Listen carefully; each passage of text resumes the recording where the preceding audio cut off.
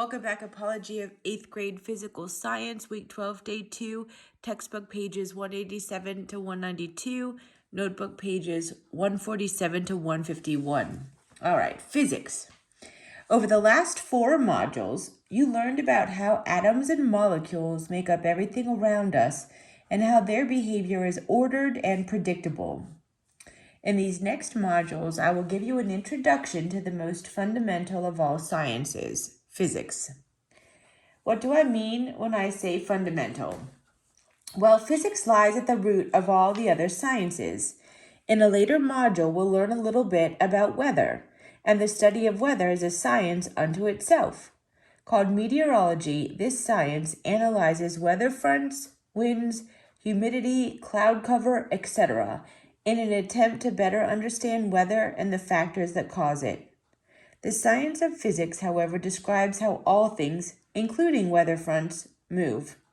It describes how water evaporates to form humidity and then condenses again to form clouds. It also describes how temperature imbalances that cause wind actually form. In the end, every science relies on the science of physics. In fact, physicists investigate the laws that govern space, time, forces, motion, matter, and energy. In this module, Module 6, you will read about the following main ideas: distance and displacement, speed and velocity, and acceleration. Distance and displacement. If you look around, you will see many things in motion. In science, motion is defined as the change in position. Trees, plants, and sometimes bits of garbage blow around in the wind. Cars, planes, animals, insects, and people move about from place to place. In Module 2, you learn that even objects that appear stationary are in fact filled with motion because their component molecules or atoms are moving. In short, the world around us is alive with motion. Thus, it is important for us to be able to study and understand motion. It is so important that an entire branch of science is devoted to the study of motion and related issues. The science of mechanics is the branch of physics that deals with analyzing and understanding objects in motion, the forces applied to those objects, and the energy that exists in them. All right. A frame of reference. Look at the photo in 6.2 over here. What is moving in the top photo? The girl or the train? And how can you tell? Now look at the bottom photo. What is moving? The cars or the people in the stands? Again, how can you tell? It's not always easy to decide which objects are moving. We use clues such as other objects in the surroundings to help us decide. In the top photo of the figure, it's easy to decide that the train is moving and that the person is standing still, since we know people can't move as fast as trains. We can make the same assumption in the photo of the cars. The stands and the people are stationary, so the cars must be in motion. We judge motion in relation to these apparently stationary objects. Now look at figure 6.3. In the photo, we see the sun about to slowly sink below the horizon. But is it the sun moving or is the earth? Even though the sun appears to move, we know it is really the earth moving. But is the sun standing perfectly still? Measurements made on distant stars indicate that the sun, the stars, and all the planets are moving. In fact, there are no perfectly stationary objects to use to judge motion. This is one of the most important concepts in all of physics. All motion is relative. Well, what does that even mean? In physics, motion is always measured relative to something else. And that something else is usually called a reference point. So the definition of a reference point is a point against which direction is measured.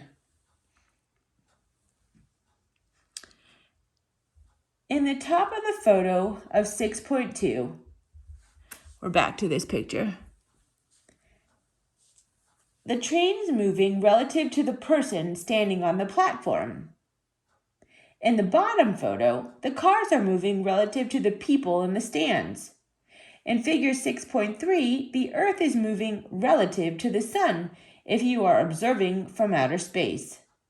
But if you are standing where the photographer took the photo, the sun would be moving relative to you.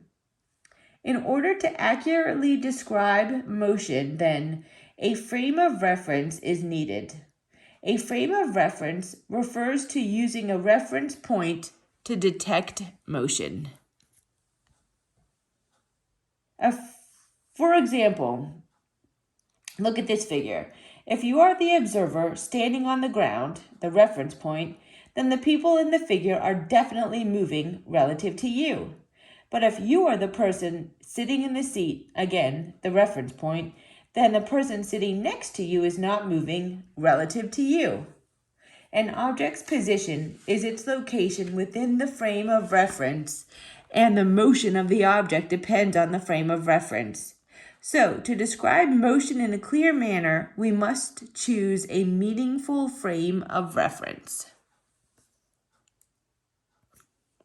All right, measuring distance.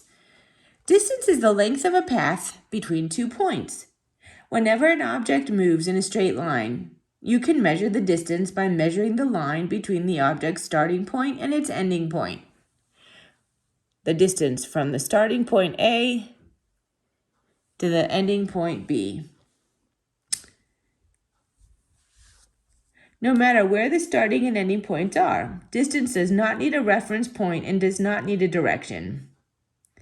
Look at figure 6.5. We can see that the person traveled a distance of 55 meters between points A and B. Remember from Module 1 that the SI unit for measuring distance, length, is the meter. However, we use centimeters to measure shorter distances and kilometers or kilometers to measure longer distances. Now, measuring displacement. If we want to know where the final position of the person in figure 6.5 is, however, just having the distance traveled is not enough. In order to find the final position of the person, we need to know the distance traveled and the direction of motion from the starting point. The change in the position of an object is called displacement. So, displacement is defined as the distance an object travels plus the direction from the starting point. So, when do we use displacement? Displacements are used when giving directions. If you told someone asking for directions to the post office that it was 5 blocks away, that doesn't mean that they will end up at the post office. But if you said the post office was 2 blocks north and then 3 blocks west, they would be able to easily find it. Accurate directions include the distance as well as the direction from the starting point.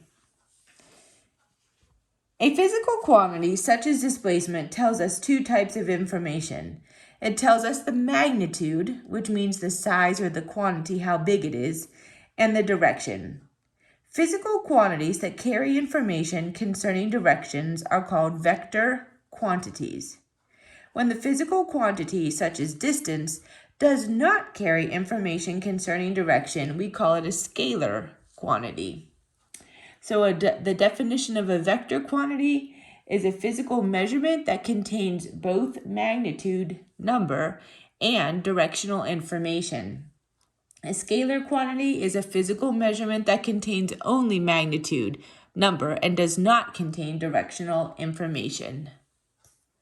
We can add vectors by combining the vector magnitudes and directions. We use arrows on a graph to represent vectors.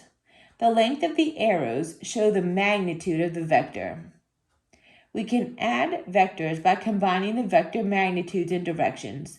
Look at figure 6.6 to see what I mean. In situation A, the person walks 4 kilometers, stops for a while, and then walks another 2 kilometers. Since the person walked in the same direction both times, we just add the vectors to find the displacement. The total magnitude of the displacement is 6 kilometers. So we have 4 and 2. So the distance is 4 kilometers plus 2 kilometers, which is 6 kilometers. The displacement is also 6 kilometers because it was in the same direction. The direction is the positive direction. We can call it east. This makes their displacement 6 kilometers east. Now, look at situation B.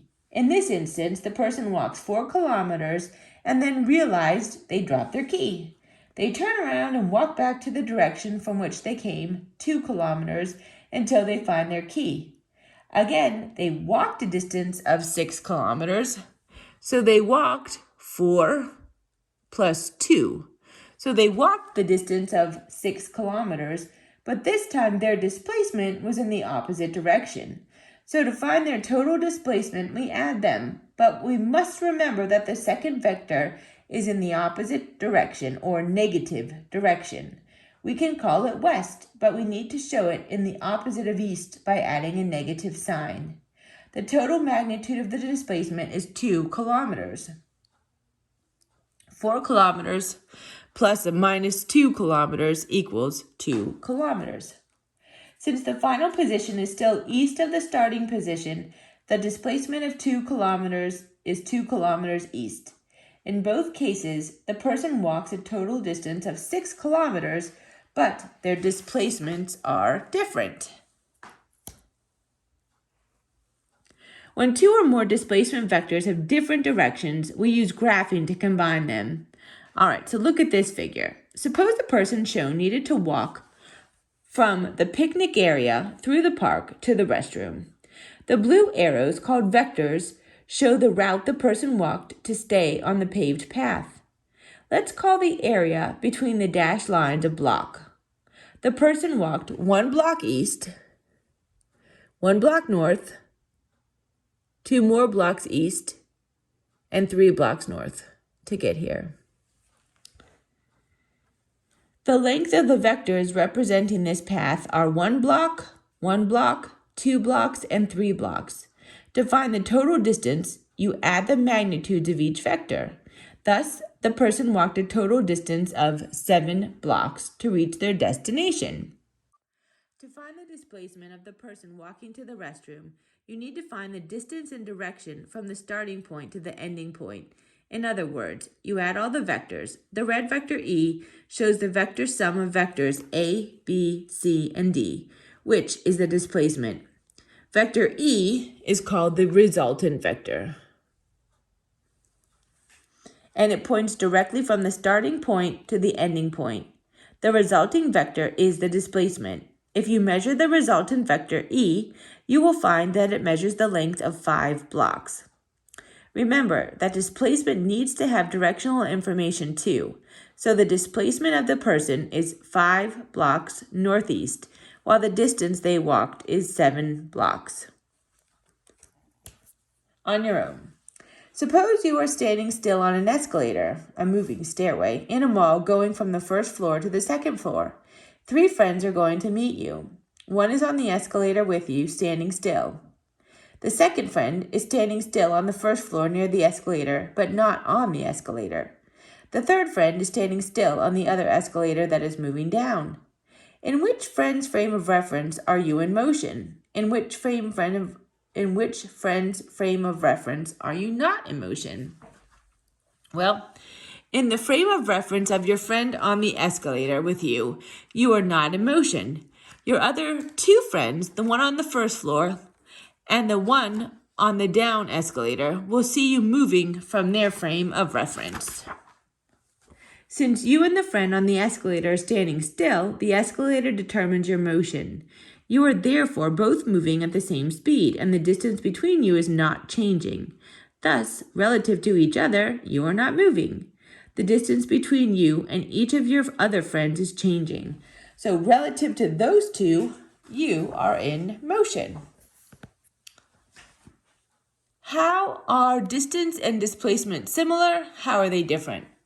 Distance and displacement are similar in that they both refer to the length between 2 points. They differ because while distance is the length of an object's actual path from a starting point to an ending point, displacement is the length of the straight line from the starting point to the ending point that an object has moved. Displacement also includes directional information, while distance does not.